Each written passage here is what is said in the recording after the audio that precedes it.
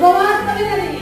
యేసు నిన్ను స్వస్థపరిచేవాడు, యేసు నిన్ను రక్షించేవాడు, యేసు నీ పాపం నుంచి విడిపించేవాడు, నీ రోగం నుంచి విడిపించేవాడని యేసు గురించి విన్నదంట. నీకు అనుకుంటావా?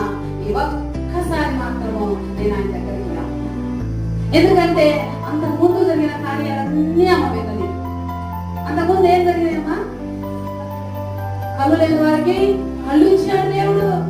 సేనాలయం పట్టిన వాడు మార్కెట్ వారు 5వ అధ్యాయంలో ఎవరు వారి జీవితాన్ని కట్టలేదు, ఎవరు వారు బాగు చేయాలనుకున్నారు, ఇనుప సంఖ్యలో పెంచుకొని వెళ్ళిపోయేవాడు అంటారు.